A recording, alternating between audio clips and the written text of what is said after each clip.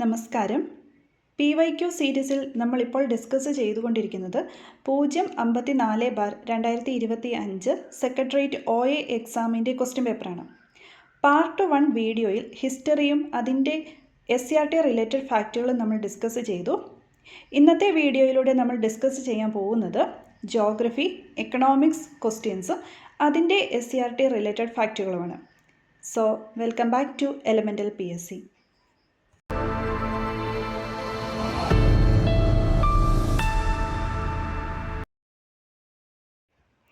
Code A പ്രകാരമുള്ള question പേപ്പറിലെ 7ാമത്തെ ചോദ്യം. ഇത് ജോഗ്രഫിയാണ്. ഉത്തരേന്ത്യൻ സമതലങ്ങളിൽ നിന്നും വീശുന്ന ഉഷ്ണക്കാറ്റാണ് ലൂ. എന്നാൽ മാങ്ങ പഴുക്കുന്നതിനും പൊഴിയുന്നതിനും കാരണമാകുന്ന ഉഷ്ണകാലത്ത് ദക്ഷിണേന്ത്യയിൽ വീശുന്ന പ്രാദേശിക വാദം. ഇതിൻ്റെ ആൻസർ ഓപ്ഷൻ B ആണ്, മാംഗോ ഷവർ. അപ്പോൾ SCRT ഫാക്റ്റുകൾ നോക്കാം. കുറച്ച് പ്രാദേശിക വാദങ്ങളും അത് വീശുന്ന പ്രദേശങ്ങളും. 1. ചിനൂക്ക്. വടക്കേ അമേരിക്കയിലെ റോക്കി പർവ്വതനിരയുടെ കിഴക്കൻ ചെരിവിലൂടെ വീശുന്ന ഉഷ്ണക്കാറ്റാണ് ചിനൂക്ക്. എന്താണ്? വടക്കേ അമേരിക്കയിലെ റോക്കി പർവ്വതനിരയുടെ കിഴക്കൻ ചെരിവിലൂടെ വീശുന്ന ഉഷ്ണക്കാറ്റ്. അപ്പോൾ ചിനൂക്ക് ഒരു ഉഷ്ണക്കാറ്റാണ്, അതങ്ങനെ ഓർത്തിരിക്കണം. ഹർമാറ്റൻ. അടുത്തതാണ് ഹർമാറ്റൻ. ആഫ്രിക്കയിലെ സഹാറ മരുഭൂമിയിൽ നിന്ന് പടിഞ്ഞാറൻ ആഫ്രിക്കയിലേക്ക് വീശുന്ന കാറ്റ്. ആഫ്രിക്കയിലെ സഹാറ മരുഭൂമിയിൽ നിന്ന് പടിഞ്ഞാറൻ ആഫ്രിക്കയിലേക്ക് വീശുന്ന കാറ്റാണ് ഹർമാറ്റൻ. അടുത്തത് മിസ്ട്രൽ. മിസ്ട്രൽ. ആൽപ്സ് പർവ്വതനിരയിൽ നിന്നും റോൺ താഴ്വരയിലൂടെ മെഡിറ്ററേനിയൻ കടലിലേക്ക് വീശുന്ന ശീതക്കാറ്റ്. അപ്പം മിസ്ട്രൽ എന്താണ്? ഒരു ശീതക്കാറ്റാണ്. ഇതെവിടെയാണ് വീശുന്നത്? ആൽപ്സ് പർവ്വതനിരയിൽ നിന്നും റോൺ താഴ്വരയിലൂടെ മെഡിറ്ററേനിയൻ കടലിലേക്ക് വീശുന്ന ശീതക്കാറ്റാണ് മിസ്ട്രൽ. ഇത് സ്പെയിനിൻ്റെ തെക്ക് കിഴക്ക് ഭാഗത്ത് വീശുന്നു. സ്പെയിനിൻ്റെ തെക്ക് കിഴക്ക് ഭാഗത്ത് വീശുന്ന ഒരു കാറ്റാണ് മിസ്ട്രൽ. അടുത്തത് ഫൊൻ. ഫൊൻ. യൂറോപ്പിലെ ആൽപ്സ് പർവ്വതത്തിൻ്റെ വടക്കേ ചെരിവിലൂടെ വീശുന്നതാണ് ഫൊൻ. യൂറോപ്പിലെ ആൽപ്സ് പർവ്വതത്തിൻ്റെ വടക്കേ ചെരിവിലൂടെ വീശുന്ന കാറ്റ് ഫൊൻ. അടുത്തത് ഖാംസിൻ. ഖാംസിൻ.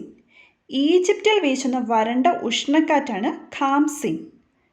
എന്താണ്? ഈജിപ്തിൽ വീശുന്ന വരണ്ട ഉഷ്ണക്കാറ്റാണ് ഖാംസിൻ. അടുത്തത് ലാവൻഡർ. ലാവൻഡർ സ്പെയിനിൽ വീശുന്ന വരണ്ട കാറ്റാണ്. ലാവൻഡർ എവിടെയാണ് വീശുന്നത്? സ്പെയിനിൽ. ഒരു വരണ്ട കാറ്റാണ്. അടുത്തത് ലൂ. ഉത്തരേന്ത്യൻ സമതലങ്ങളിൽ വീശുന്ന ഉഷ്ണക്കാറ്റ്. ഇതെവിടെയാണ് രൂപം കൊള്ളുന്നത്? രാജസ്ഥാൻ. അടുത്താണ് മാംഗോ ഷവർ. ഉഷ്ണകാലത്ത് ദക്ഷിണേന്ത്യയിൽ വീശുന്ന കാറ്റാണ് മാംഗോ ഷവർ. ഉഷ്ണകാലത്ത് ദക്ഷിണേന്ത്യയിൽ വീശുന്ന കാറ്റാണ് മാംഗോ ഷവർ. എല്ലാം ഒന്നോടെയും പറയാം. ചിനൂക്ക്. വടക്കേ അമേരിക്കയിലെ റോക്കി പർവ്വതനിരയുടെ കിഴക്കൻ ചെരിവിലൂടെ വീശുന്ന ഉഷ്ണക്കാറ്റ്. ഹർമാറ്റൻ. ആഫ്രിക്കയിലെ സഹാറ മരുഭൂമിയിൽ നിന്ന് പടിഞ്ഞാറൻ ആഫ്രിക്കയിലേക്ക് വീശുന്നു. അടുത്ത മിസ്ട്രൽ. ആൽപ്സ് പർവ്വതനിരയിൽ നിന്നും റോൺ താഴ്വരയിലൂടെ മെഡിറ്ററേനിയൻ കടലിലേക്ക് വീശുന്ന ശീതക്കാറ്റ്. ഇത് സ്പെയിനിൻ്റെ തെക്ക് കിഴക്ക് ഭാഗത്ത് വീശുന്നു. അടുത്ത ഫൊൻ. യൂറോപ്പിലെ ആൽപ്സ് പർവ്വതത്തിൻ്റെ വടക്കേ ചെരിവിലൂടെ വീശുന്നു. അടുത്താണ് ഖാംസിൻ. ഈജിപ്തിൽ വീശുന്ന വരണ്ട ഉഷ്ണക്കാറ്റ്. അടുത്ത ലാവൻഡർ. സ്പെയിനിൽ വീശുന്ന വരണ്ട കാറ്റ്. അടുത്താണ് ലൂ. ഉത്തരേന്ത്യൻ സമതലങ്ങളിൽ വീശുന്ന ഉഷ്ണക്കാറ്റ്. രൂപം കൊള്ളുന്നത് രാജസ്ഥാൻ. Mango shower. ഉഷ്ണകാലത്ത് ദക്ഷിണേന്ത്യയിൽ വീശുന്നു. 8ാമത്തെ ചോദ്യം. ഭൂമി സൂര്യനോട് ഏറ്റവും അടുത്തു വരുന്ന ദിനം സൂര്യ സമീപ ദിനം അല്ലെങ്കിൽ പെരിഹീലിയൻ എന്നറിയപ്പെടുന്നു. പെരിഹീലിയൻ ദിനം എന്നാണ്? ഇതിൻ്റെ ആൻസർ ഓപ്ഷൻ A ആണ്, ജനുവരി 3. അപ്പോൾ സൂര്യനോട് ഏറ്റവും അടുത്ത് വരുന്ന ദിനം എന്താണ്? സൂര്യ സമീപ ദിനം, പെരിഹീലിയൻ. അപ്പോൾ ഏറ്റവും അകലെ പോകുന്ന ദിവസം ഏതാ? സൂര്യോച്ചം, അപ്ഹീലിയൻ. ഇത് ജൂലൈ 4ആണ്. അപ്പോൾ സൂര്യനോട് ഏറ്റവും അകലേക്ക് ഭൂമി പോകുന്ന ദിവസമാണ് ജൂലൈ 4. ഇത് അപ്ഹീലിയൻ എന്നറിയപ്പെടുന്നു, അഥവാ സൂര്യോച്ചം.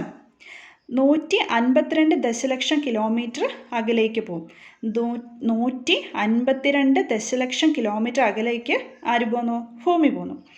ജൂലൈ 4 ഭൗമോപരിതലത്തിൽ പതിക്കുന്ന സൗരോർജ്ജത്തിൻ്റെ അളവിനേക്കാൾ അല്പം കൂടുതലാണ് ജനുവരി 3. കാരണം എന്താ?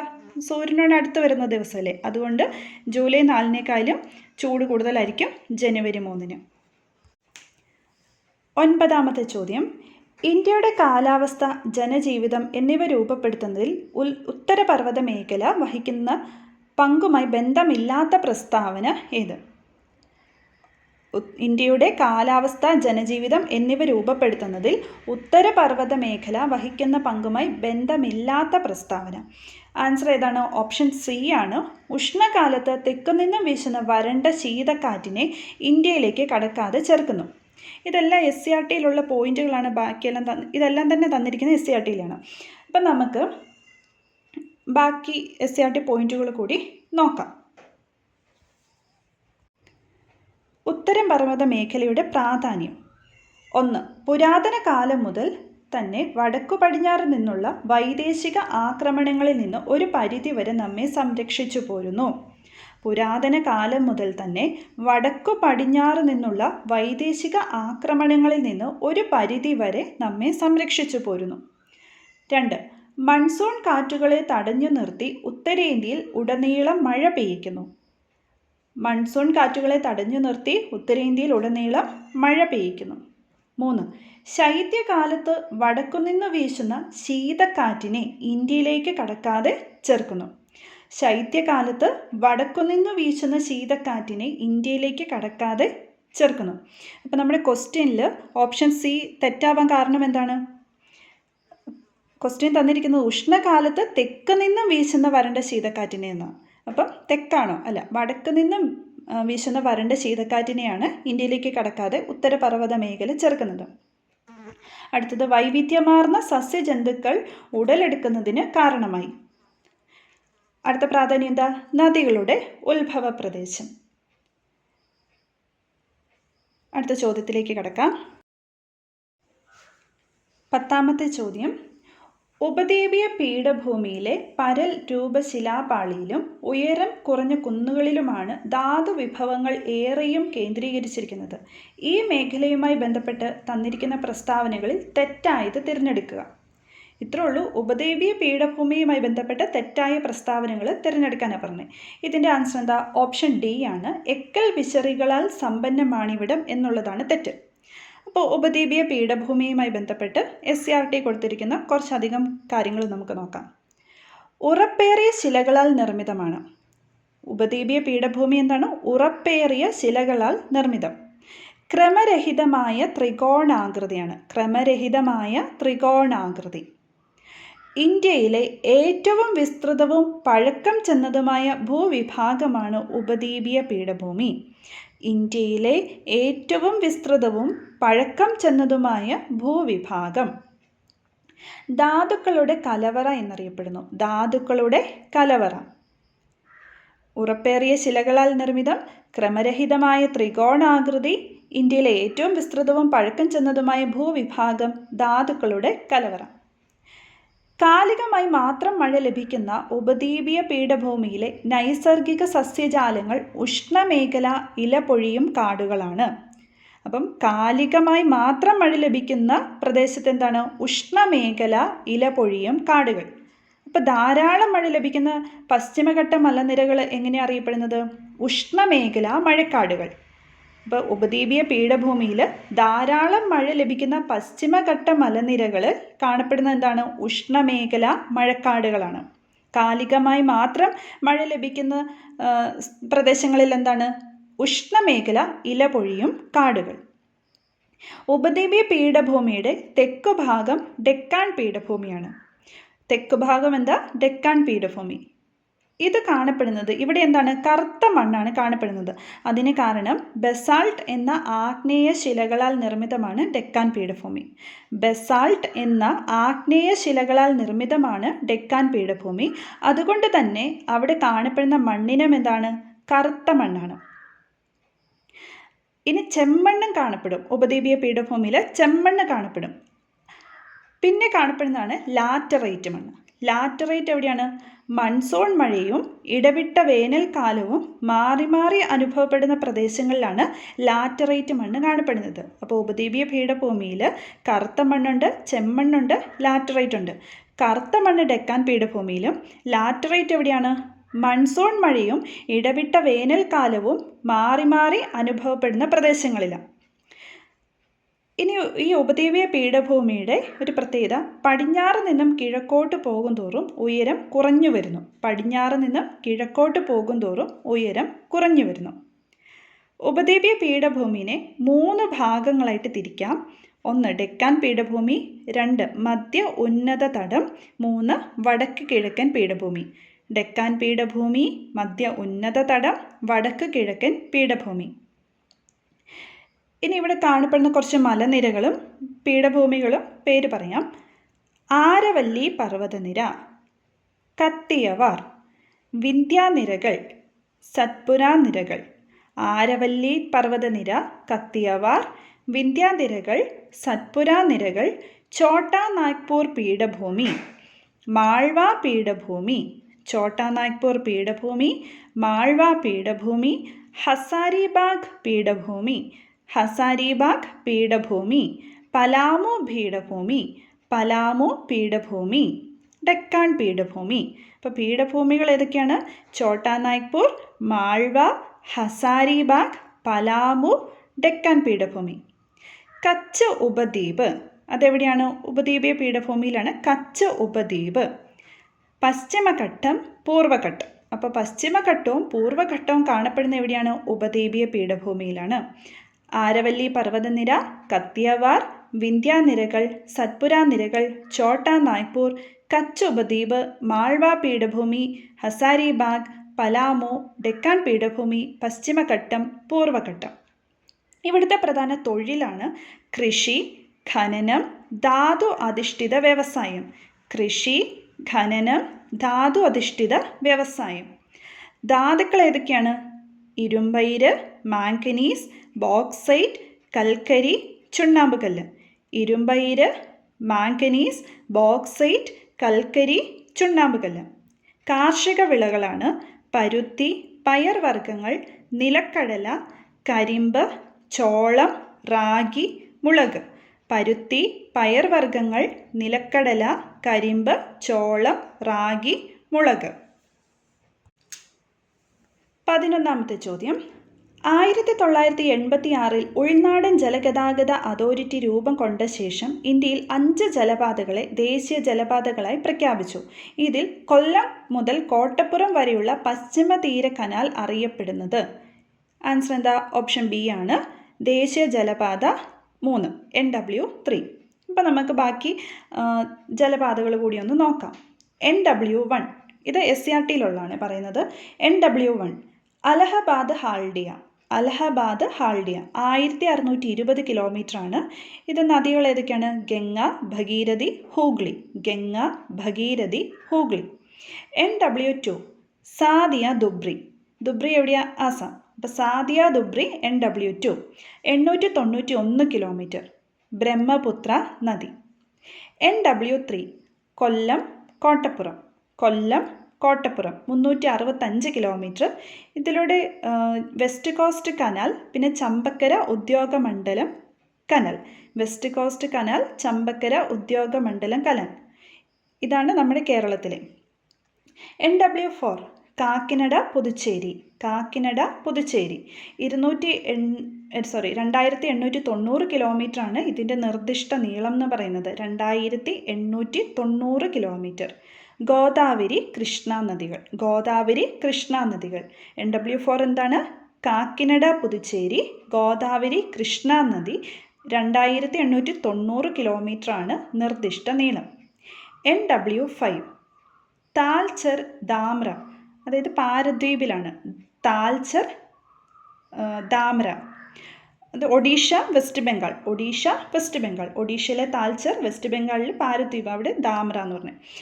623 കിലോമീറ്ററാണ്. East coast canal, Matai, Brahmani, Mahanadi നദികൾ. ഈസ്റ്റ് കോസ്റ്റ് കനാൽ, മഥായി നദി, ബ്രാഹ്മണി നദി, മഹാനദി. NW6 ഉണ്ട്. ലക്കിപൂർ ഭാംഗ്ര, ആസാമിലാണ് ലക്കിപൂർ ഭാംഗ്ര. 121 കിലോമീറ്റർ ബറാക്ക് അതിലൂടെയാണ് പോകുന്നത്. ഇതിനകത്ത് ഈസ്റ്റ് കോസ്റ്റ് കനാൽ എന്നറിയപ്പെടുന്നത് NW5ഉം വെസ്റ്റ് കോസ്റ്റ് കനാൽ NW3. അതായത് പശ്ചിമതീര കനാലില്ലേ, അതാണ് വെസ്റ്റ് കോസ്റ്റ് കനാൽ NW3. അത് നമ്മുടെ കേരളത്തിലൂടെയുള്ളതാണ്. അടുത്ത ചോദ്യം, 12ാമത്തെ ചോദ്യം. മരണാനന്തര ബഹുമതിയായി 2025 പത്മവിഭൂഷൺ നേടിയ മലയാള സാഹിത്യകാരൻ. ഇത് കറണ്ട് അഫെയർ ആണ്, ഈ കൂടെ ഉള്ളതുകൊണ്ട് അങ്ങ് പറയുന്നതേ മാത്രമേ ഉള്ളൂ. കറണ്ട് അഫെയർ സെപ്പറേറ്റ് ഇടാം. ഇത് ആൻസർ എന്താ? ഓപ്ഷൻ ബി ആണ്, MD വാസുദേവൻ നായർ. MD വാസുദേവൻ നായരെ പറ്റിയുള്ള അത്യാവശ്യം എല്ലാ വിവരങ്ങളും അടങ്ങിയ വീഡിയോയും ഷോർട്ട് വീഡിയോയും നമ്മൾ ചാനലിൽ ഇട്ടിട്ടുണ്ട്, അപ്പം അത് കാണുക. ജോഗ്രഫിയുടെ ക്വസ്റ്റ്യൻസ് തീർന്നു. ഇനിയുള്ളത് എക്കണോമിക്സ് ആണ്. എക്കണോമിക്സിൻ്റെ ക്വസ്റ്റ്യൻസ് നോക്കാം. 13ാമത്തെ ചോദ്യം, കേരള മോഡൽ വികസന പദ്ധതി എന്നറിയപ്പെടുന്ന പഞ്ചവത്സര പദ്ധതി ഏതാണ്? ഓപ്ഷൻ സി ആണ്, 10ാം പഞ്ചവത്സര പദ്ധതി. അപ്പം നമുക്ക് അത്യാവശ്യം കുറച്ച് പഞ്ചവത്സര പദ്ധതികളുടെ പേരുകളോട് നോക്കാം. ഹാരോഡ് ഡോമർ മോഡൽ 1ാം പഞ്ചവത്സര പദ്ധതി. ഹാരോഡ് ഡോമർ മോഡൽ 1ാം പഞ്ചവത്സര പദ്ധതി. മഹലനോബിസ് മോഡൽ 2ാം പഞ്ചവത്സര പദ്ധതി. മഹലനോബിസ് മോഡൽ 2ാം പഞ്ചവത്സര പദ്ധതി. ഗാഡ്ഗിൽ മോഡൽ 3ാം പഞ്ചവത്സര പദ്ധതി. ഗാഡ്ഗിൽ മോഡൽ 3ാം പഞ്ചവത്സര പദ്ധതി. Alan S Manne and Ashok Rudra model. Alan S Manne and Ashok Rudra model 4ാം പഞ്ചവത്സര പദ്ധതി. ഒന്നുകൂടെ നോക്കാം. Harrod Domar model 1, Mahalanobis model 2, Gadgil model 3, Alan S Manne and Ashok Rudra model 4.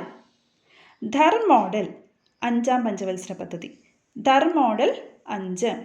Gandhian model 6. Gandhian model 6. Rao Manmohan model 8. Rao Manmohan model 8. ജനകീയ പദ്ധതി 9. ജനകീയ പദ്ധതി 9.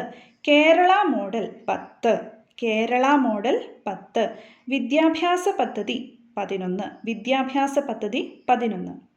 Dhar model 5, Gandhian model 6, Rao Manmohan model 8, ജനകീയ പദ്ധതി 9, കേരള മോഡൽ 10, വിദ്യാഭ്യാസ പഞ്ചവത്സര പദ്ധതി 11.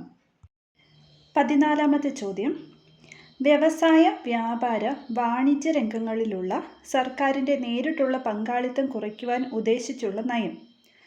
ഓപ്ഷൻ ബി ഉദാരവൽക്കരണമാണ് ഇതിൻ്റെ ശരിയുത്തരം. നമുക്ക് ആ ഒരു LPG സിസ്റ്റം അത് നോക്കാം. LPG സിസ്റ്റം വന്നത് എന്താണ്? 1991 ലിബറലൈസേഷൻ, പ്രൈവറ്റൈസേഷൻ, ഗ്ലോബലൈസേഷൻ. അപ്പം ഇന്നത്തെ ഓരോന്നേതാന്ന് നോക്കാം. ഉദാരവൽക്കരണം രാഷ്ട്രത്തിൻ്റെ സാമ്പത്തിക പ്രവർത്തനങ്ങളിൽ ഉള്ള സർക്കാർ നിയന്ത്രണങ്ങളും സ്വാധീനവും പരിമിതപ്പെടുത്തുന്ന സമ്പ്രദായമാണ് ഉദാരവൽക്കരണം. എന്താണ്?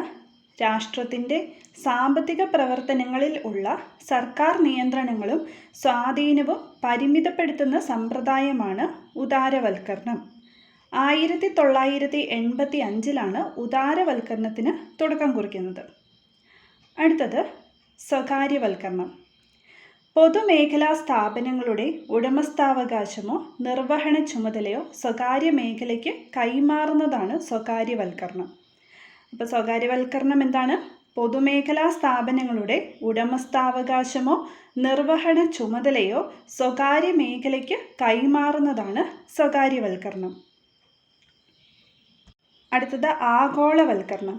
രാജ്യത്തിൻ്റെ അതിർത്തി കടന്നുള്ള മൂലധന പ്രവാഹം, തൊഴിലാളികളുടെ ഒഴുക്ക്, സാങ്കേതിക വിദ്യയുടെ കൈമാറ്റം, സാധനങ്ങളുടെയും സേവനങ്ങളുടെയും ഒഴുക്ക് എന്നിവ മൂലം രാജ്യങ്ങൾ തമ്മിലുണ്ടായ പരസ്പര സാമ്പത്തിക ഏകോപനവും ആശ്രയത്വവുമാണ് ആഗോളവൽക്കരണം. ഒന്നുകൂടെ നോക്കാം. ആഗോളവൽക്കരണം എന്നാൽ രാജ്യത്തിൻ്റെ അതിർത്തി കടന്നുള്ള മൂലധന പ്രവാഹം, തൊഴിലാളികളുടെ ഒഴുക്ക്, സാങ്കേതിക വിദ്യയുടെ കൈമാറ്റം, സാധനങ്ങളുടെയും സേവനങ്ങളുടെയും ഒഴുക്ക് എന്നിവ മൂലം രാജ്യങ്ങൾ തമ്മിലുണ്ടായ പരസ്പര സാമ്പത്തിക ഏകോപനവും ആശ്രയത്വവും. അടുത്തത് നവ ഉദാരവൽക്കരണം. സർക്കാർ നിയന്ത്രണങ്ങളെ സമ്പൂർണ്ണമായി നിരാകരിക്കുന്ന പുത്തൻ സാമ്പത്തിക നയമാണ് നവ ഉദാരവൽക്കരണം. എന്താണ്? സർക്കാർ നിയന്ത്രണങ്ങളെ സമ്പൂർണ്ണമായി നിരാകരിക്കുന്ന പുത്തൻ സാമ്പത്തിക നയം. അടുത്തത് കമ്പോളവൽക്കരണം. എല്ലാം കമ്പോളത്തിൽ ലഭ്യമാണ്, അല്ലെങ്കിൽ എല്ലാം കമ്പോളത്തിലേ ലഭ്യമാകൂ എന്ന പ്രവണതയാണ് കമ്പോളവൽക്കരണം. അപ്പോൾ കമ്പോളവൽക്കരണത്തിൻ്റെ ലക്ഷ്യമെന്ന് പറയുന്നത് ലാഭമാണ്. 15ാമത്തെ ചോദ്യം, സാമ്പത്തിക ചോർച്ചാ സിദ്ധാന്തം ആദ്യമായി അവതരിപ്പിച്ച ഇന്ത്യക്കാരൻ. ആൻസർ എന്താണ്? ഡി. ദാദാഭായ് നവറോജി. അപ്പോൾ ഈ സാമ്പത്തിക ചോർച്ചാ സിദ്ധാന്തത്തിൻ്റെ കുറച്ച് കാര്യങ്ങൾ നോക്കാം. ഇത് ടെക്സ്റ്റ് ബുക്കിലുള്ളതാണ്. ഇന്ത്യൻ സാമ്പത്തിക ചോർച്ചയ്ക്കുള്ള പ്രധാന കാരണങ്ങളായി ഈ പുസ്തകത്തിൽ പറയുന്നതാണ്. ഒരു 4 പോയിന്റ്. 1. ഇന്ത്യയിൽ ജോലി ചെയ്തിരുന്ന ബ്രിട്ടീഷ് ഉദ്യോഗസ്ഥർക്ക് ഉയർന്ന ശമ്പളം നൽകൽ. അങ്ങനെ എന്ത് സംഭവിച്ചു? നമ്മുടെ സമ്പത്ത് ചോർന്നുപോയി. അപ്പോൾ അടുത്ത കാരണം എന്താ? അസംസ്കൃത വസ്തുക്കൾ തുച്ഛമായ വിലയിൽ ശേഖരിച്ച് അതുകൊണ്ടുണ്ടാക്കിയ ഉൽപ്പന്നങ്ങൾ കൂടിയ വിലയ്ക്ക് ഇന്ത്യൻ കമ്പോളത്തിൽ തന്നെ വിറ്റഴിക്കൽ. അടുത്തത് ബ്രിട്ടൻ്റെ സാമ്രാജ്യ വികസനത്തിനു വേണ്ടി ഇന്ത്യൻ സമ്പത്ത് കൊള്ളയടിക്കൽ. അടുത്ത പോയിന്റ്, ഇന്ത്യൻ തൊഴിലാളികളെ അടിമകളെപ്പോലെ പണിയെടുപ്പിക്കുകയും കാർഷിക വ്യാവസായിക ഉൽപ്പന്നങ്ങൾ ബ്രിട്ടനിലേക്ക് കയറ്റി അയക്കുകയും ചെയ്യൽ. അപ്പം ഇന്ത്യൻ സാമ്പത്തിക ചോർച്ചയ്ക്കുള്ള പ്രധാന കാരണങ്ങൾ എന്തൊക്കെയാണ് പറഞ്ഞത്? 1. ഇന്ത്യയിൽ ജോലി ചെയ്തിരുന്ന ബ്രിട്ടീഷ് ഉദ്യോഗസ്ഥർക്ക് ഉയർന്ന ശമ്പളം നൽകൽ. 2. അസംസ്കൃത വസ്തുക്കൾ തുച്ഛമായ വിലയിൽ ശേഖരിച്ച് അതുകൊണ്ടുണ്ടാക്കിയ ഉൽപ്പന്നങ്ങൾ കൂടിയ വിലയ്ക്ക് ഇന്ത്യൻ കമ്പോളത്തിൽ തന്നെ വിറ്റഴിക്കൽ. അടുത്തത് ബ്രിട്ടൻ്റെ സാമ്രാജ്യ വികസനത്തിനു വേണ്ടി ഇന്ത്യൻ സമ്പത്ത് കൊള്ളയടിക്കൽ. ഇന്ത്യൻ തൊഴിലാളികളെ അടിമകളെപ്പോലെ പണിയെടുപ്പിക്കുകയും കാർഷിക വ്യാവസായിക ഉൽപ്പന്നങ്ങൾ ബ്രിട്ടനിലേക്ക് കയറ്റി അയക്കുകയും ചെയ്യൽ. 16ാമത്തെ ചോദ്യം, ആസൂത്രണത്തിനു വേണ്ടി പ്ലാനിംഗ് കമ്മീഷന് പകരം ഇന്ത്യയിൽ നിലവിൽ വന്ന സംവിധാനം. Option B, NITI Aayog. അപ്പോൾ നീതി ആയോഗിൻ്റെ പോയിൻറ്റ്സ് ഇത് SCRTയിലുള്ളതാണ്, നോക്കാം. നീതി ആയോഗ് 2015 ജനുവരി 1 നിലവിൽ വരുന്നത്. 2015 ജനുവരി 1. National institution for transforming India. National institution for transforming India, ഇതാണ് നീതി ആയോഗിൻ്റെ ഫുൾ ഫോം. പിന്നെ ഒരു അടിസ്ഥാനപരമായിട്ട് കുറച്ച് കാര്യങ്ങൾ ഒന്ന് നോക്കാവേ. ഇതിൻ്റെ ആസ്ഥാനം നീതി ഭവൻ, സൻസദ് മാർഗ്, ന്യൂഡൽഹി. ആസ്ഥാനം എവിടെയാണ്? നീതി ഭവൻ, സൻസദ് മാർഗ്, ന്യൂഡൽഹി. ഇന്ത്യയുടെ പോളിസി കമ്മീഷൻ, തിങ്ക് ടാങ്ക് എന്നിങ്ങനെ അറിയപ്പെടുന്നത് നീതി ആയോഗാണ്. ഇന്ത്യയുടെ പോളിസി കമ്മീഷൻ, തിങ്ക് ടാങ്ക് എന്നിങ്ങനെ അറിയപ്പെടുന്ന ഏതാണ്? നീതി ആയോഗം. പ്രഥമ സമ്മേളനം നടന്നത് 2015 ഫെബ്രുവരി 8. പ്രഥമ സമ്മേളനം 2015 ഫെബ്രുവരി 8. ആ സമ്മേളനം അറിയപ്പെടുന്നത് ടീം ഇന്ത്യ എന്നാണ്. Team India. ഇതിന് 3 വിങ്ങുകളുണ്ട്. ഒന്ന് റിസർച്ച് വിങ്, ഒന്ന് കൺസൾട്ടൻസി വിങ്, അടുത്തത് ടീം ഇന്ത്യ വിങ്. അപ്പം നീതി ആയോഗിൻ്റെ 3 വിങ്ങുകൾ ഏതൊക്കെയാണ്? Research wing, consultancy wing, team India wing. നിലവിലെ അധ്യക്ഷൻ നരേന്ദ്രമോദി, ഉപാധ്യക്ഷൻ Suman K berry, CEO BVR Subrahmanyam. നിലവിലെ അധ്യക്ഷൻ ആരാണ്? നരേന്ദ്രമോദി. ഉപാധ്യക്ഷൻ Suman K berry, CEO BVR Subrahmanyam. ഇനി പറയാൻ പോകുന്ന പോയിൻറ്റ്സ് അത്രയും നമ്മുടെ SCRTയിലെ അതേപടി പറയുന്നതാണ്. ഭരണസമിതി അംഗങ്ങൾ സ്റ്റേറ്റ് മുഖ്യമന്ത്രിമാർ, യൂണിയൻ ടെറിട്ടറിയിലെ ലഫ്റ്റനൻറ്റ് ഗവർണർമാർ. ഉപാധ്യക്ഷനെ നിയോഗിക്കുന്നത് പ്രധാനമന്ത്രിയാണ്. സ്ഥിരം അംഗങ്ങൾ 5 അനൗദ്യോഗിക അംഗങ്ങൾ, special invitees, chief executive officer. ആരൊക്കെയാണ്? സ്റ്റേറ്റ് മുഖ്യമന്ത്രിമാർ, യൂണിയൻ ടെറിട്ടറി ലഫ്റ്റനൻറ്റ് ഗവർണേഴ്സ്, ഉപാധ്യക്ഷനെ നിയമിക്കുന്നത് ആരാണ്? പ്രൈം മിനിസ്റ്ററാണ്. സ്ഥിരം അംഗങ്ങളുണ്ട്, പിന്നെ 5 അനൗദ്യോഗിക അംഗങ്ങൾ, സ്പെഷ്യൽ ഇൻവൈറ്റീസ് പ്രത്യേക ക്ഷണിതാക്കൾ, CEO ചീഫ് എക്സിക്യൂട്ടീവ് ഓഫീസർ. അപ്പോൾ ഇത്രയാണ് ഭരണസമിതി അംഗങ്ങൾ. ഇതിൽ താൽക്കാലിക അംഗങ്ങളുണ്ട്. അവരെവിടെ നിന്നുള്ളതാണ്? പ്രധാന സർവകലാശാലകളിലും ഗവേഷണ സ്ഥാപനങ്ങളിലുമുള്ളവരാണ് താൽക്കാലിക അംഗങ്ങൾ. അനൗദ്യോഗിക അംഗങ്ങൾ, ഇവരെ പ്രൈം മിനിസ്റ്ററാണ് നിയമിക്കുന്നത്. പ്രൈം മിനിസ്റ്റർ നിയമിക്കുന്ന 5 കേന്ദ്രമന്ത്രിമാരാണ് അനൗദ്യോഗിക അംഗങ്ങൾ. CEO, ഇദ്ദേഹത്തെ നിയമിക്കുന്ന ആരാണ്?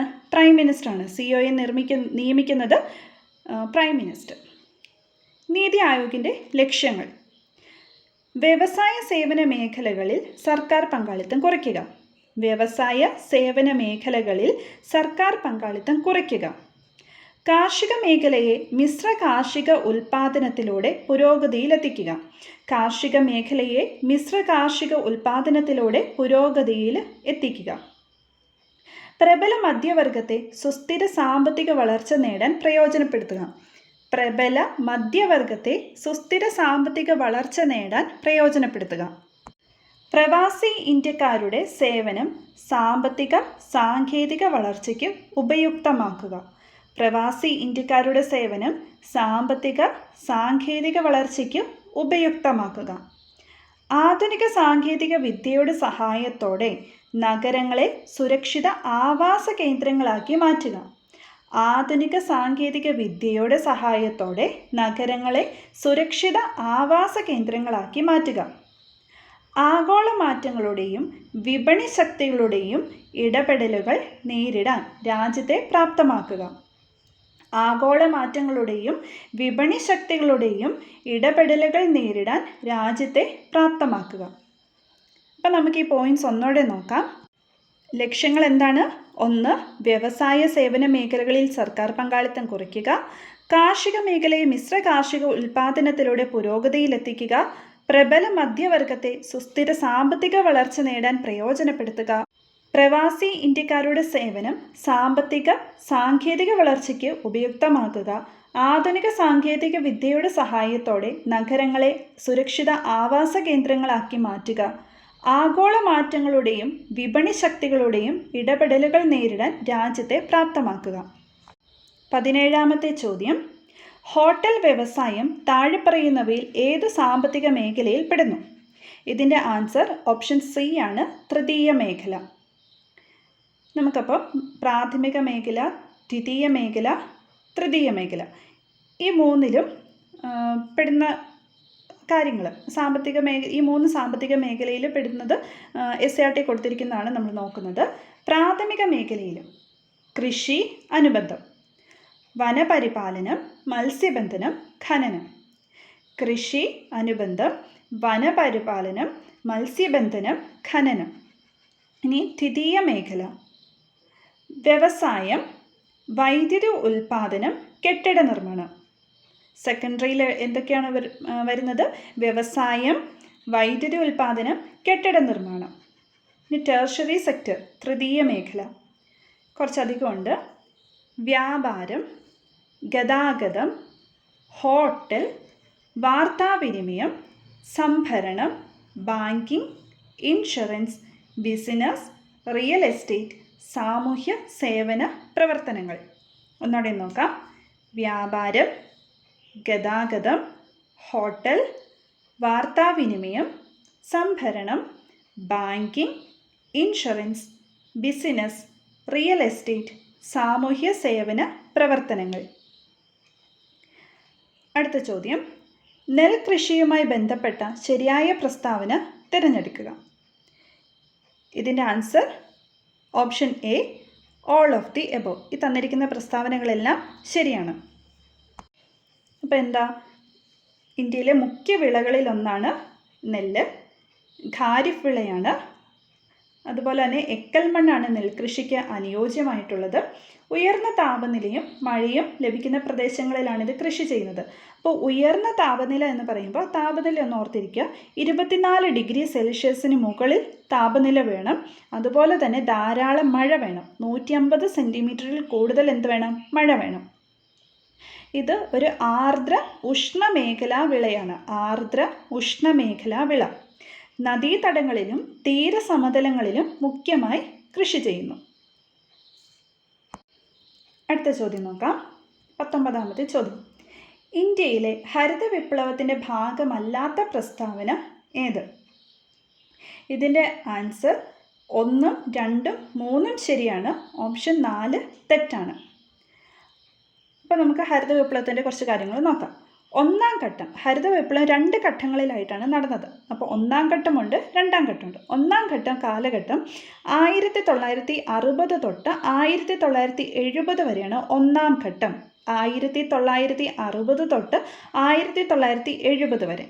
രണ്ടാം ഘട്ടം 1970 തൊട്ട് 1980 വരെയാണ് ഹരിത വിപ്ലവത്തിൻ്റെ രണ്ടാം ഘട്ടം.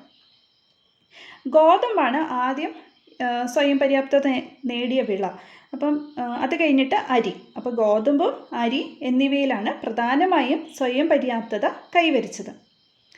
അത്യുൽപാദന ശേഷി വിത്തിനങ്ങൾ, ജലസേചന സൗകര്യം, രാസവളം, കീടനാശിനി, കുറഞ്ഞ പലിശയിൽ സാമ്പത്തിക സഹായം.